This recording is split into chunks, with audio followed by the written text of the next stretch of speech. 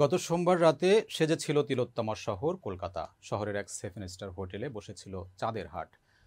বরবাদের শুটিং ছেড়ে মুম্বাই থেকে কলকাতা উড়ে যান শাকিব খান। উপলক্ষ এসকে মুভিজের একসঙ্গে 18টি আসন্ন ছবির লঞ্চ, যার অন্যতম শাকিব খানের দরদ।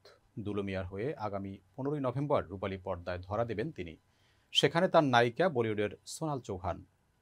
সেখানেই হাজির হয়েছিলেন কলকাতার শত শত নামি দামি তারকারা। তাদের মধ্যে ছিলেন অভিনেত্রী শ্রাবন্তী। শাকিব খানের সঙ্গে বেশ কয়েকটি ছবি করেছেন এই অভিনেত্রী। শাকিব সম্পর্কে তার ধারণা কি, এ বিষয়ে এই অভিনেত্রী অকপটে জানালেন, শাকিব নাকি দিন দিন সুন্দর হয়ে যাচ্ছেন, আর এটাই নাকি মেয়েদের জন্য চাপ হয়ে যাচ্ছে। মানে শাকিবের প্রতি মেয়েদের আকর্ষণ ক্রমেই বাড়ছে বলেই তার মন্তব্য। এক প্রশ্নের জবাবে শ্রাবন্তী বলেন, শাকিব খানের সঙ্গে অনেক দিন পরে দেখা হলো। আমরা সর্বশেষ করেছিলাম ভাইজান এলোরে। শাকিবের সঙ্গে দেখা হয়ে খুবই ভালো লাগলো। শাকিব দিনকে দিন আরও সুন্দর হয়ে যাচ্ছে। মেয়েদের জন্য এটা সত্যিই চাপ। শুধু শ্রাবন্তী নন, আরও অনেকেই এদিন শাকিবের প্রতি মুগ্ধতা প্রকাশ করেছেন। শাকিবের পাশে পাওয়া গেছে সৌমি তৃষাকে। কালো স্লিভলেস টপ আর সীমারি জ্যাকেট আর শর্টসে আবেদনময়ী লুকে নিজেকে মেলে ধরলেন মিঠাই রানী।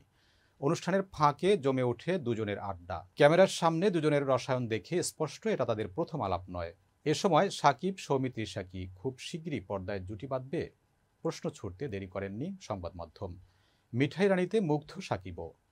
সৌমিত্রী সাকি তিনি স্পষ্ট বললেন, এখানকার অনেক অভিনেত্রীকেই ওপার বাংলার মানুষ অনেক পছন্দ করেন, নিশ্চয়ই আমরা একসঙ্গে কাজ করব। একই সুর সৌমিত্রিষার কণ্ঠে। তিনি জানালেন, খুব ভালো লাগলো কথা বলে।